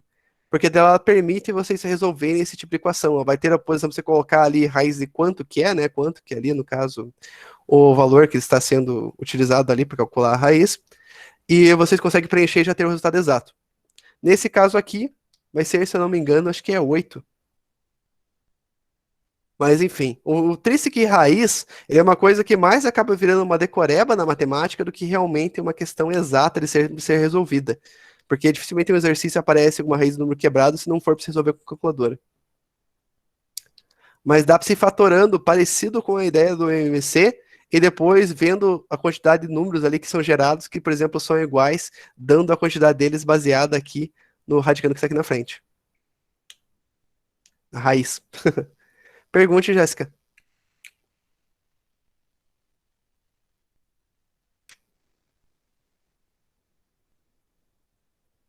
Jéssica? Oi? Olá, você tinha levantado a mão simbolicamente aqui. Eu? Aham.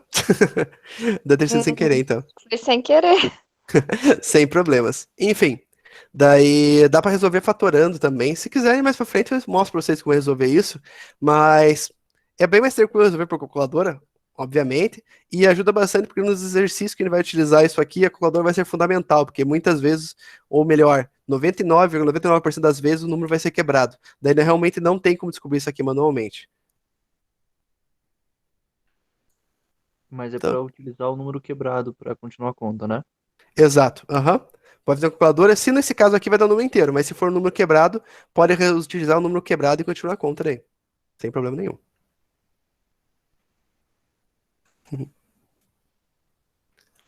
Fechou. Acho que é isso. Qualquer dúvida que tenha, só me avisem aqui se ainda tiver alguma dúvida. Ou depois, se aparecer alguma dúvida, me mandem diretamente que eu vou ajudando vocês conforme elas vão surgindo, tá bom? Professor, Pergunte. é para entregar então esses 6 exercícios, né? Isso mesmo. Até o dia 11, isso? De abril. Aham. Tá, beleza. Tem tempo ainda. Beleza. Obrigada. De nada. Então, como surgiu o dinheiro? O dinheiro é uma coisa difícil de explicar muitas vezes, porque as pessoas não param para pensar no conceito exatamente do que o dinheiro é. Para vocês, o que o dinheiro é? Troca equivalente? Exatamente. Essa é uma ótima definição e talvez tenha sido uma das melhores que eu recebi em todas as aulas até hoje. O dinheiro é uma coisa que permite você quantificar o quanto uma coisa vale. Ele permite que você troque algo que você tem e que em troca você receber ali, você consiga trocar por qualquer coisa que você queira. Que no exemplo que tem aqui no slide posterior, aqui nós temos 2 homens da caverna, sei lá, que um tá trocando uma ovelha, que deve pesar ali uns 1 quilo no máximo, por um monte de maçãs. Isso aqui, na época que tudo era feito por meio do escambo, é uma relação comercial bem mais complicada do que nós temos hoje em dia. Pense na lógica de que você vai ter que produzir algo que a pessoa que tem algo que você queira também queira. Isso é bem complicado de funcionar, sem contar que tem itens que são perecíveis. Então, você não pode, por exemplo, estocar maçãs por muito tempo, não por uma tecnologia muito antiga. E ovelhas, por outro lado, ou animais que sejam, por exemplo, gado, eles têm uma vida bem mais longa, então você poderia fazer uma fortuna a mais longo prazo tendo esses bens contigo, tá? Então, tipo, gerava uma discrepância comercial muito grande, uma dificuldade de negociação, onde você poderia produzir algo, mas não ser de interesse de alguém que tem algo que você queira. Então, você não poderia fazer essa troca, ou se fizesse, muitas vezes você está numa posição de barganha desfavorável. Você teria que pegar e oferecer muito mais daquilo que você tem a oferecer, em troca de algo que você queira, porque aquela pessoa simplesmente não quer aquilo que você tem. Então, isso era complicado. E empresas jamais poderiam existir do jeito que são hoje se o escambo ainda acontecesse. Imagine vocês recebendo tipo, em pagamento aquilo que a empresa que vocês trabalham produzem. Isso nem faz sentido. E pense o quanto seria complicado vocês conseguirem os bens básicos de sobrevivência hoje em dia na sociedade moderna. Então, é bem complicado. Consequentemente, o mecanismo de troca teve que modernizar ao ponto de que não tivesse que haver essa dependência da vontade da pessoa querer ter aquilo que você tem para poder efetivar uma troca. Sem contar que era realmente difícil ter um valor fixo para as coisas. Hoje em dia não tem um valor fixo, tem bastante inflação, tem variações mercadológicas e preço e tal. Mas ainda assim segue uma lógica bem tranquila ali de ser planejada. Já numa relação pura de oferta e demanda, e você, tipo, ter que negociar diretamente com a pessoa, o preço flutuava muito, tornando a negociação para muitas pessoas bem desfavorável. O mundo de hoje seria realmente impossível de acontecer sem haver essa modernização do sistema de troca, porque você não conseguiria negociar coisas mais complexas e até mesmo não existiria sistemas produtivos tão complexos como existem hoje em dia. Porque o que realmente possibilitou isso é esse mecanismo de troca facilitada, que permite as pessoas juntarem dinheiro, juntar uma poupança efetiva diferente do que no passado. Pense que se a moeda que você tem, o dinheiro que você tem, os bens que você possui, realmente estão representados na forma física, é muito mais fácil deles serem roubados, é muito mais difícil deles serem estocados, sem contar que é mais fácil eles quebrarem ou ficarem, por exemplo, inutilizáveis de alguma forma. Então, a transformação do sistema de troca para realmente alguma espécie de dinheiro foi algo fundamental para a sociedade se desenvolver e ter uma economia tão complexa quanto a gente tem hoje. O escambo e as suas dificuldades. Escala comparativa, igual para falar da questão de troca equivalente. Se você não tem, por exemplo, algo base para servir de base de troca pelas coisas, o valor de alguma coisa dá em relação à demanda e à oferta dela. Isso varia bastante e pode gerar bastante problemas e uma situação de um poder de barganha absurdo por meio do consumidor. Pense que o consumidor podia ser sacana, não comprar um produto até esperar ele realmente estragar, não que isso não aconteça hoje em dia em N meios, mas para realmente fazer o preço daquilo baixar por meio do desespero. E sem contar que seria muito mais difícil as pessoas negociarem e terem aquilo que realmente querem. Imagine vocês tendo que negociar um iPhone com a Apple em troca de alguma coisa que vocês produzem. Seria bem mais complicado de fazer isso em qualquer esfera que você for calcular. Quanto maior a empresa, mais difícil seria conseguir fazer isso. E como criar um preço padrão. Ter um preço padrão possibilitou que a gente trabalhasse em mercados de forma muito mais interligada e abrangente. Por exemplo, ter um preço padrão permitiu que a gente fizesse, por exemplo, exportação e importação, que hoje em dia é uma coisa fundamental, inclusive para um país se fortalecer economicamente e até mesmo poder ter acesso a bens e a produtos que a gente não teria unicamente na nossa economia de forma isolada. E um problema drástico disso aqui também são as questões logísticas envolvidas nesse tipo de relação.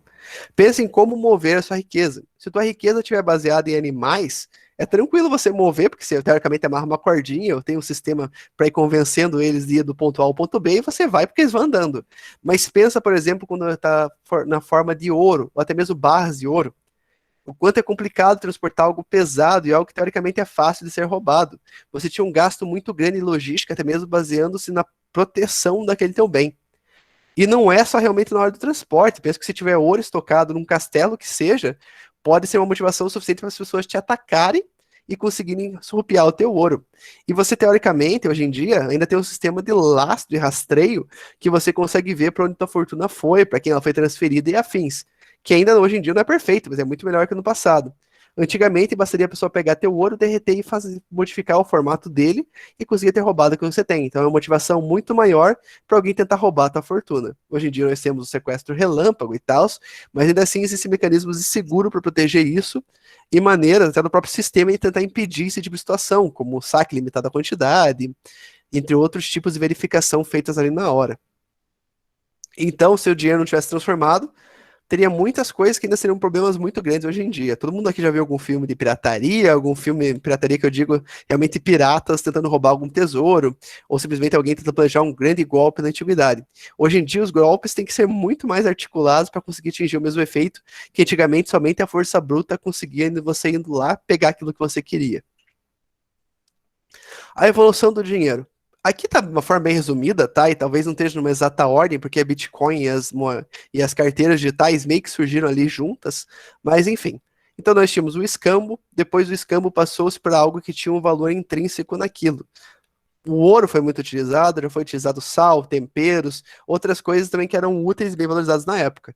O sal era algo útil porque o sal tinha N aplicações no passado, que hoje em dia, por causa da geladeira, a gente acaba não utilizando, até mesmo por causa dos conservantes, do ácido cítrico e outros tipos de materiais que são utilizados para conservar alimentos. Mas no passado, o sal tinha um valor absurdo, porque o sal preservava a carne, preservava outros alimentos e permitia que você consumisse eles muito tempo depois, tornando até mesmo necessário para fazer, por exemplo, expedições marítimas, entre outras relações comerciais ali que pudessem ser desenvolvidas. O problema do ouro é que o ouro era fácil de ser roubado, derretido e retransformado. A moeda de ouro, por sua vez, tinha a vantagem de ela possuir uma marca real, que às vezes essa forma era feita unicamente para aquele determinado reino, e as moedas daquela região eram marcadas para saber quem poderia ter elas nas devidas quantidades, e caso alguém parecesse com uma moeda estranha, ou simplesmente parecesse com ouro, essa pessoa podia ser punida por roubo de alguma outra forma. Depois vem as moedas fiduciárias, que seriam as moedas que são as que a gente usa hoje em dia. Elas não possuem um valor propriamente dito no material. Elas possuem um valor simbólico, acordado entre governos diferentes, entre povos diferentes, e aceito mutuamente, talvez com uma espécie de delírio coletivo, que aquilo tem um valor propriamente dito, que seria o caso do dinheiro. Ele permite que você negocie com as pessoas, porque eles representam, de certa forma, um valor dentro deles. No passado, acho que até tem um slide sobre isso aqui, acho que eu mantive esse slide, ele fala, e no caso, o dinheiro, a moeda de papel, ela era emitida como uma espécie de representação do dinheiro que você tinha em formato de ouro dentro de um banco. Ele era uma espécie de cheque, certo? Baseado em ouro. E o valor de uma moeda dada de uma nação seria baseado na quantidade de ouro que aquele país detém. Então, essa quantidade de ouro seria basicamente o poder econômico de uma moeda. Hoje em dia isso funciona de uma forma diferente. Hoje em dia isso funciona como uma base de uma oferta e demanda, basicamente. Quanto mais uma moeda ela é desejada pelo mundo, mais valorizada ela é. Mas, tipo, essa questão de desejo fica muito vaga. Pense na questão de quanto mais uma economia é atrativa para o mundo, quanto mais pessoas querem investir naquele país, quanto mais pessoas levam dinheiro de fora para aquele país, mais aquela moeda fica valorizada. E essa relação comercial é muito mais prática e funcional para o mundo de hoje do que a anterior. Desde a década de 70, o dinheiro parou de ter um lastro em ouro, ele passou a valer com base nessa relação simples de oferta e demanda. Então, se mais pessoas querem investir num determinado país, consequentemente, o valor daquela moeda vai subir. Porque a pessoa, sei lá, para injetar 1 bilhão num determinado país, e teoricamente vai ter que converter ali para moeda local, então isso faz essa moeda valorizar. Isso também permite que um país controle sua inflação, retirando moeda de circulação, ao mesmo tempo também que ele pode aumentar a inflação injetando mais moeda para circulação. Essas razões econômicas são bem interessantes e são manobras que o ministro da economia vive e mexe ali, está se quebrando a cabeça para tentar manter o poder de compra da moeda estável. E mesmo assim, tendo bastante articulação e bastante técnicas, ainda assim não se consegue. Hoje o real, se não me engano, estava 5,74, estava bem triste assim já, então tem muitas manobras que não surtem tanto efeito assim, porque a economia global acaba agindo mais rápido de uma forma bem mais intensa. Depois da moeda fiduciária, por que trocar papel, sendo que o papel é uma coisa que tem um custo de produção e ainda assim ele pode ser roubado? Ninguém aqui anota o número de série das notas em papel que tem na carteira. Até mesmo porque isso não tem um efeito prático para recuperar teu dinheiro roubado. Mas ainda assim, o dinheiro pode ser simplesmente surrupiado, você pode perder notas e afins. Então por que não mudar para um sistema digital onde simplesmente tem uma espécie de transação que acontece e você consegue passar magicamente o seu dinheiro para outras pessoas? Hoje em dia, ainda mais magicamente por meio do Pix. Então, o dinheiro digital surgiu de uma forma ainda maior de proteção, de uma forma mais tranquila de você poder andar com seus valores, fazer transações maiores, sem que ter o problema logístico de pegar dinheiro no banco. Vendo ainda mais essa questão da comodidade, surgiu as carteiras digitais, que podem ser feitas também por meio de aplicativos, como o PicPay, o outro tipo de meio de transação, como por exemplo o Apple Pay, o Google Pay, todos os tipos de Pay que existem aí, utilizando o celular ou até mesmo o smartwatch para você pagar, sem precisar até mesmo utilizar um cartão. Esse é o cúmulo da preguiça, né? Você simplesmente chegar e encostar um dispositivo no outro ali para fazer a transação. Mas enfim, funciona. Até mesmo os cartões estão copiando essa funcionalidade ao longo do tempo. E quais são as vantagens disso aqui? Se você tiver o dinheiro guardado na forma de dinheiro, o valor do dinheiro através do tempo é perdido. Isso aqui daqui a pouco já explico. E, por fim, um modelo que aqui, por isso que eu disse que está meio invertida a ordem, porque o Bitcoin e as criptomoedas não surgiram tão recentemente assim, só tomaram mais o centro das atenções, até mesmo porque as pessoas viram o enriquecimento que houve no meio da gestão dessas moedas. Elas estão aí para mostrar como o mundo pode ser diferente. É um tipo de moeda que não tem um governo controlando. Ela realmente ela trabalha nessa questão também de oferta e demanda para sua valorização. O mundo já está trabalhando melhor com isso aqui, tem mais lugares aceitando essa moeda e mais pessoas interessadas, dispostas a trabalhar com esse tipo de moeda também. E também surgiram muito mais moedas ao longo do tempo. Então, o Bitcoin foi lá a primordial do negócio, começou a popularizar o conhecimento envolvido aqui, mas ainda assim, ela já é algo bem antigo e tem muitas outras surgindo. Ela é a que tem mais os olhos, tipo, é menino dos olhos maior por quantidade de pessoas, mas tem outras também que ganharam bastante espaço. Tem as Litecoins, a Ethereum, e aí vai indo. Se vale a pena hoje em dia não minerar, depende muito da região onde você mora, o custo da tua energia e o gasto que você vai ter para montar os equipamentos. Mas você ainda assim pode especular comprando criptomoedas e torcendo para elas valorizar ali e torcendo para elas não desvalorizarem, né? Que como tem bastante flutuação ali, pode acontecer cenários tristes e felizes, né? Simultaneamente, quase. Enfim. Então o dinheiro passou por uma série de transformações, mas simplesmente ele busca essa questão da comodidade e ao mesmo tempo algumas coisas motivaram também um certo tipo de não gerar muitos rastros daquilo que está se fazendo, né? Não é surpresa para ninguém que as criptomoedas foram muito utilizadas também na Deep Web ou fazer transações onde você não queria rastrear quem que estava fazendo essas devidas compras, ou essas indevidas compras. Continuando. Características do dinheiro. Ele é transferível, adiável. No caso, lembra que se você plantar maçãs, as maçãs você não pode guardá-las por muito tempo, senão elas estragam. Já o dinheiro, você pode guardar ele, e se for de forma digital, pode guardar melhor ainda, porque ele vai ter uma certa atualização, até mesmo rendimento, dependendo do que você fizer com ele. Pode se comprar de qualquer um, é um bem comum ali, aceito por ambas as pessoas, permite fazer transações a longas distâncias, por meio de transferência digital você pode transmitir o dinheiro, por meio de cheque e em outras formas, e o dinheiro ajuda a medir o valor das coisas. Por meio do dinheiro, que é um sistema de troca equivalente básico, você consegue pegar e negociar com qualquer pessoa. Isso permitiu que as coisas tivessem um valor, propriamente dito, ajustado pelo seu custo de produção, oferta e demanda, mercado, valor, efetivamente, de quanto aquilo resolve a vida das pessoas. Então você consegue pegar e quantificar e comparar bens diferentes o quanto eles valem. Isso permitiu também que as pessoas criassem uma dinâmica muito maior de poder trocar seu trabalho para poder comprar várias coisas que elas precisam, até mesmo juntar esse dinheiro e comprar coisas maiores. Isso aqui não seria possível em outro cenário. Então, tipos básicos de moeda, como já foi dito, nós temos moeda mercadoria, que seriam metais preciosos, concha, sal, gado, são coisas que já foram utilizadas como mecanismo de troca, mas que eles possuem um valor agregado no que eles são. E nós temos as moedas fiduciárias, que são real, dólar, euro, são moedas que são basicamente representadas por um tipo de papel ou documentação, que você tem esse poder de compra efetivamente com base nelas, tá? Isso aqui são mais alguns conceitos teóricos que a gente vai ver na disciplina. Na próxima aula a gente vai abordar um pouquinho mais, mas mais aplicado já os tipos de cálculos que nós temos na matemática financeira, mas são questões interessantes de serem estudadas e entender como as coisas funcionam. Continuando.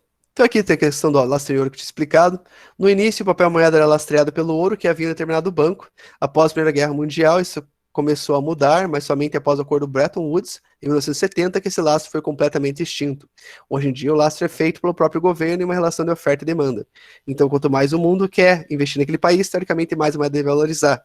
Tem outras formas também isso aqui acontecer. Se um país tiver um turismo muito forte, teoricamente, as pessoas estão indo para lá passear também, isso também acaba influenciando de leve a economia, tá? E se lembra que o governo tem mecanismos para tentar regular esse valor da moeda dentro do mercado global. Mas como devemos ver o dinheiro? A forma mais ideal de se ver o dinheiro seria como tempo. O tempo é o tempo que vocês gastam trabalhando para receber o salário de vocês, é o tempo que uma empresa e recursos que uma empresa investe para conseguir fazer acontecer e ela produzir um determinado produto ou serviço, certo? Então é o tempo, é o recurso em tempo que estão dispostos a trabalhar em troca de algo. Isso é remunerado se tem um valor, não é à toa que se fala por hora, é valor trabalhado por hora, e por aí vai. Só que o mais interessante de ver nesse tipo de conceito é pensar também na relação de custo e oportunidade. Que isso aqui é o que move fortemente a matemática financeira e a área financeira como um todo, e não somente também, tipo, não tão limitado a isso, mas também as empresas. Custo de oportunidade é o custo que você tem por optar uma escolha diante de outra. Por exemplo, você pode escolher comprar uma bispizeira ou pode escolher fazer ali uma graduação. Se você compra bis, teoricamente você tem que abrir mão de fazer a graduação. Essa bispizeira, né, deve ser bem mais barata, mas pensa que é um Gol. Você pode comprar um carro ou pode fazer uma faculdade. Se você pegar e escolher comprar o carro, você talvez, se tivesse optado a fazer faculdade, talvez você chegasse a ganhar mais, aumentar o seu salário num espaço mais curto de tempo. Então, ao optar pelo carro, talvez você mantivesse o mesmo salário que você ganha agora, teu poder de compra atual, por mais tempo. Você ter optado por essa escolha impediu que você ganhasse dinheiro. Então, teoricamente, teve um custo além do valor do carro. Teve o custo daquilo que você deixou de ganhar. E a ciência financeira, tudo que é por trás das finanças, está baseado nesse tipo de lógica. Pense assim, se você deixa o teu dinheiro no banco, teoricamente está desvalorizando, porque você podia usar esse dinheiro para fazer outras coisas. E dessa forma, o banco tem que te remunerar de alguma forma. Por isso, e é assim que as aplicações financeiras funcionam. Então, se você pega, por exemplo, e deixa o dinheiro aplicado num banco, numa corretora de investimentos, o teu dinheiro vai valorizar. Porque você está deixando de comprar algo por ele e está emprestando para alguém. Então, você está recebendo algo por ter aberto mão desse dinheiro por um determinado tempo. E quanto mais tempo você abrir mão desse dinheiro, e quanto maior for o dinheiro, mais vai receber em troca disso. E toda a lógica financeira gira em torno disso. Então, por exemplo, se você vai pagar alguma coisa à vista, você vai ter um desconto por ter ofertado aquele dinheiro agora e não ele no futuro, certo? Essa relação do dinheiro atrás do tempo permite que a finança realmente ocorra e você fazer pequenos cálculos de como as coisas devem acontecer se você abrir mão de uma oportunidade diante de outra. Uma empresa que escolhe, por exemplo, tem duas opções, ou ela pode montar uma filial em outro estado, ou ela pode simplesmente investir na ampliação do negócio local. São duas escolhas que ela tem que analisar o quanto ela vai estar investindo e o quanto ela vai ter de retorno. Porque assim ela vai estar fazendo um investimento melhor para ela, e vai permitir fazer esse segundo investimento o quanto antes. Porque ela vai arrecadar dinheiro mais rapidamente e vai permitir fazer mais investimentos. Então essa análise de custo de oportunidade é o que realmente move tudo que a gente sabe e conhece como juros e taxas, por exemplo. O custo de fazer determinada coisa em relação de você estar abrindo mão de fazer algo em diante de outra coisa, tá bom? Isso aqui é mais conceito, mas é algo bem interessante. Conclusão, todas as finanças consistem em interligar a pessoas que têm mais dinheiro do que precisam com pessoas que precisam de mais dinheiro do que têm, e que usarão produtivamente em grande parte dos casos. Então, se você, por exemplo, tem uma empresa e você quer fazer ela crescer rapidamente, às vezes, dependendo de capital próprio, você juntar um dinheiro, uma poupança, fazer uma poupança ali para investir nela, pode às vezes não ser o que o mercado, digamos, na verdade, o que você precisa fazer naquele momento. Pense que às vezes tem que reagir à concorrência, tem que reagir ao mercado, por exemplo, que nem agora está enfrentando uma espécie de lockdown, tá todos os comércios fechados. Às vezes você vai precisar de dinheiro para sobreviver esse período, às vezes não deu tempo de se juntar. Então você vai ter que recorrer à forma mais barata de conseguir esse dinheiro. Seria você fazer um empréstimo de alguém, né? No caso, tipo, empréstimos bancários são caros, recorrer a outros tipos de situações, você pode fazer empréstimos, mas enfim, você precisa daquele dinheiro agora, então alguém que tem aquele dinheiro sobrando vai pegar e vai alugar esse dinheiro para você. E você vai pagar algo em troca desse aluguel, que seria os juros, certo? Banco adora cobrar taxa de muitas coisas variadas. Então, se você for pegar ali e fazer, tipo, por exemplo, um investimento por meio do banco, você vai ver a quantidade de coisas, serviços que eles vão cobrar de vocês. O banco já adora cobrar, por exemplo, cesta básica de serviço com N serviços, que a maior parte das pessoas não utiliza nem metade, nem um terço daquilo ali, mas cobra também.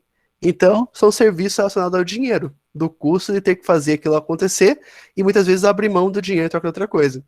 Juros utiliza isso, financiamentos, que a gente vai ver depois, utiliza isso também, descontos utiliza isso também. Em desconto, às vezes está adiantando o dinheiro para um terceiro ali, e por causa que está adiantando esse dinheiro vale mais agora que vai valer depois, ele te desconta esse valor, tá? Da forma mais favorável para ele. Isso é uma coisa que a gente também vai estudar.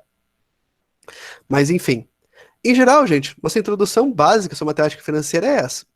A partir da próxima aula, a gente vai estudar outros conceitos já. A partir da próxima aula, a gente vai entrar em juros. Então, a gente vai entrar em juros simples, onde eu vou explicar para vocês o que é valor futuro, valor presente, taxa, período, explicar como isso aqui funciona. Vou rever alguns conceitos desses que eu acabei de explicar para vocês, com mais exemplos. A gente vai aprender a fazer esses pequenos cálculos, tá?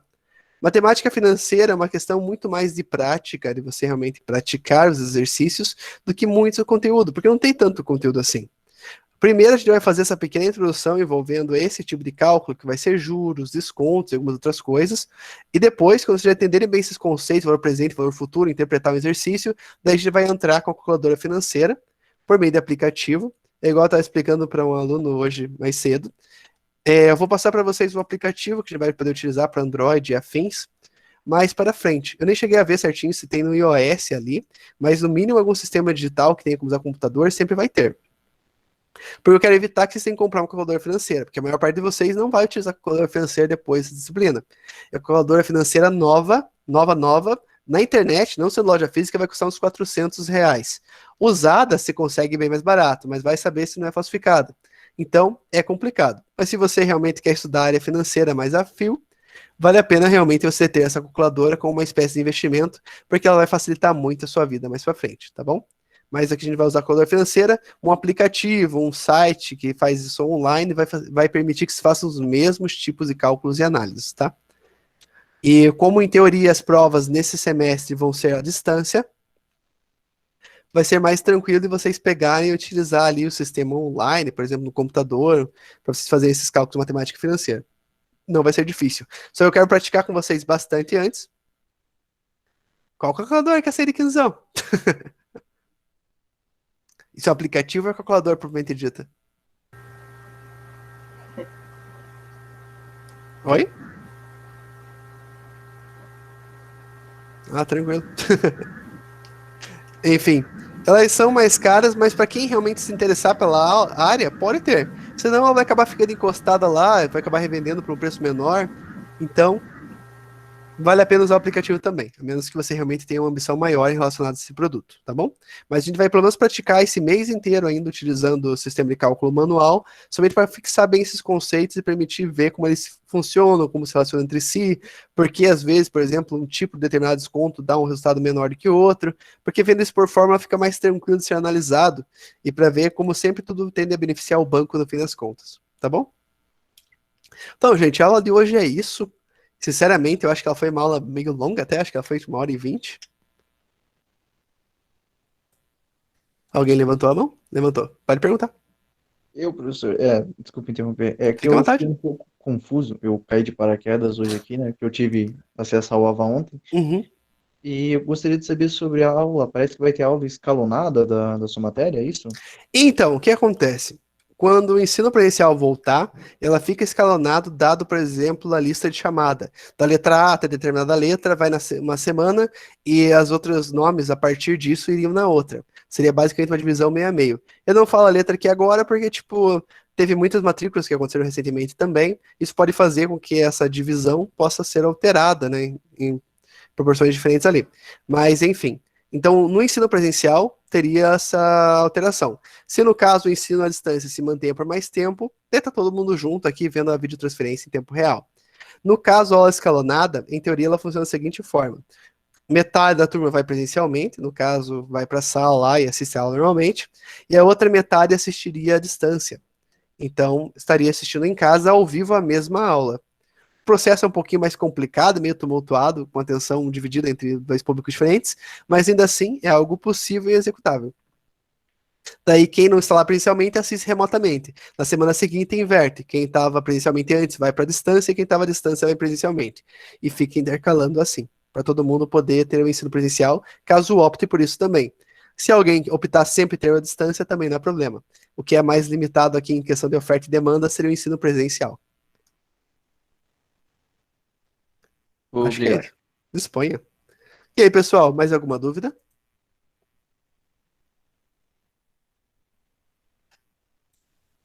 Pode perguntar, Felipe. A minha internet, quer dizer, internet não, a minha luz deu uma recaída aqui na aula e eu só tô com a dúvida se tem alguma coisa para entregar hoje. Então, o que são os exercícios de hoje, semana passada? São exercício 1 ao 6 do slide. Então, no slide semana passada tinha exercício 1 ao 4, e hoje eu passei do 5 ao 6. Tem que me entregar esses 6 exercícios. Se quiser me entregar uma parte, tipo, uma parte de uma vez, outra parte em outra, não tem problema. Se quiser enviar tudo junto, também não tem problema. É o Tem exercício 1 até ao 6 dos slides. até qual período que a gente pode entregar? 11 de abril. Ok. Tem tempo. Deixa eu ver aqui no chat. Então, essa questão da prova presencial é complicado porque não foi definido numa política específica da faculdade, até onde eu sei, algo determinado para isso. Porque, pense assim, nós já temos a dificuldade logística de alocar todo mundo na mesma sala ali para não gerar aglomeração. Então, não faz sentido, por exemplo, o pessoal que está em casa, está à distância, está fazendo a disciplina totalmente remotamente, às vezes porque faz parte do grupo de risco, ou mora com alguém que tem um grupo de risco, e essa pessoa ir presencialmente fazer a prova. Dessa forma, a proteção que ela está exigindo não está havendo. Já respondo. Enfim, então, tipo, pelo menos isso ao meu ver, pelo menos uma coisa que a gente tinha conversado entre os professores lá, é que provavelmente todas as provas seriam à distância. Porque assim é um ponto de igualdade. Quem está fazendo presencialmente não tem as vantagens de estar fazendo no lugar presencialmente, e teoricamente ali seria mais difícil para consultar o material e tudo mais, e quem está à distância, teoricamente, pode consultar tudo que ela quiser ali, pode até mesmo conversar durante o WhatsApp, durante a prova, porque teoricamente não existe um sistema que controle esse tipo de coisa, cada um em sua residência. Então o sistema mais simples seria fazer as provas à distância. Que daí seria passar de exercícios, pode ser provas diferentes para grupos diferentes de alunos, para dar uma dificultada, mas ainda assim, eu acredito fielmente que vai ser à distância. Eu acho muito difícil optar por fazer meia distância presencial e muito menos provável fazer todo mundo presencial. Até mesmo que não seria justo com aqueles que preferiram ficar em casa. Posso falar, professor? Pode, só responder a dúvida rapidinho da Kainara. A Fabíola perguntou primeiro, mas o que é para entregar? Você me manda uma foto do exercício 1 ou 6 que foi passado nos slides até agora, tá? Deles resolvidos, não somente com a resposta. Presença de falta. Não tem, ninguém vai reprovar por falta nesse semestre, mesmo se é uma orientação maior, que vai além, assim, da própria facear, porque como tem muitas pessoas que têm que ficar em casa, porque estão no grupo de risco, ou moram com alguém no grupo de risco e afins, então é complicado medir a presença. No ensino presencial, não teve na primeira aula, mas nas próximas aulas teria uma chamada para comprovar quem estava lá efetivamente, até mesmo para alguém que queira, por exemplo, vou falar para todo mundo que eu vou no presencial, só que começa a faltar muito. Daí é injusto com uma pessoa que está em casa que poderia estar ali naquela vaga. E é isso. Então, tipo, em princípio não tem um controle de presença. O meu controle de presença seria mais para realmente os trabalhos serem entregues e tudo mais. Eu sei que vocês estão acompanhando, estão tirando dúvidas e estão presentes aqui na aula. Exato. Aí na questão de entregar lá, tira uma foto lá e manda pelo e-mail mesmo ou no WhatsApp? Pelo e-mail. Por WhatsApp é meio difícil de controlar. Como a turma é grande, tem que ser por e-mail. Infelizmente. Desses são os 6 que são slides, isso mesmo. Perfeito. Quem tinha feito uma pergunta, que tinha perguntado se podia falar, eu acabei cortando a pessoa, infelizmente. Pode perguntar, Giovanni. Licença. Eu perguntei isso porque até dia 12 de fevereiro eu trabalhava na Unifacer. Daí tinha tido uma reunião interna e a diretoria tinha falado que as provas, mesmo para quem optou de estudar de forma online, as provas seriam presenciais para todo mundo. Entendi. Olha, uma coisa que a gente pode ter certeza é que quando chegar um pouco mais perto, assim, da data, vai ter uma definição, assim, tipo, feita disso, né? Vai ser definido efetivamente. Porque é complicado que, por exemplo, pode acontecer de a gente estar agora, por exemplo, a semana fica em lockdown, semana que vem volta presencial. Daí acontece algum problema novamente na saúde, volta EAD. E assim fica indo e vindo nesse fluxo. Então, às vezes, torna até difícil conseguir prever exatamente como vai ser o formato, até mesmo por causa disso. Nem sabe se vai poder, por exemplo, ter prova presencial naquela determinada semana, né?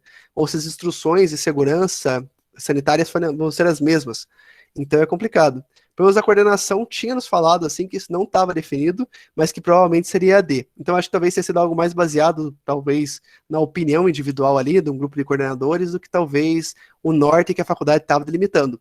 Mas até o momento, que eu posso afirmar com toda certeza, não saiu um documento falando, não, as provas vão ser todas presenciais. Isso pelo menos não chegou e não foi encaminhado para nós essa diretriz. Então acho que o melhor caminho é realmente dar uma guardada. Eu acho que até o final desse mês, começo do próximo, a gente vai ter uma certeza como as coisas vão funcionar. com uma definição bem melhor. Roberta, exatamente. Pode escanear exercícios e mandar por e-mail. Pode ser escaneado, pode ser fotografia, só peço se for fotografia, use uma... verifique ali se está elegível, tá, os exercícios, aquilo que foi escrito. E de preferência, até mesmo se for utilizar o celular para fotografar, utilize um aplicativo, tipo o Can Scanner, que permite que você escaneie com o celular e a qualidade normalmente fica muito boa. Então, acho que é uma boa solução. E aí, pessoal? Alguma dúvida? Tudo certo?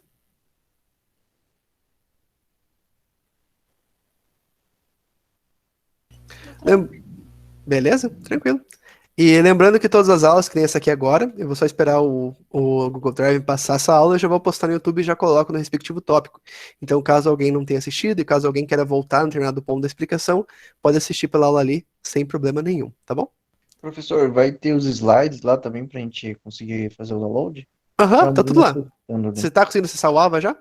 Já. Perfeito. Em cada tópico vai ter, por exemplo, lá, eu sempre coloco por aula e o tema da aula. Então, que nem a aula do dia 02/03/2021, né, vai ter, no caso, o tópico tratado hoje na disciplina, e lá embaixo, no final do tópico, vai ter os materiais para download. Que nem nesse caso vai ter somente os slides, a partir da semana que vem vai ter a lista de exercício ali também poder ser acessada. Então, os slides, o vídeo vai estar sempre ali no respectivo tópico. Às vezes eu posso, por exemplo, que nem hoje, é que às vezes o Google Drive demora um pouquinho mais para mandar, mas às vezes, tipo, se ele me mandar daqui a pouco, eu já posto lá e vocês já podem acessar a aula logo na sequência, e os slides já estão disponíveis lá também, tá bom?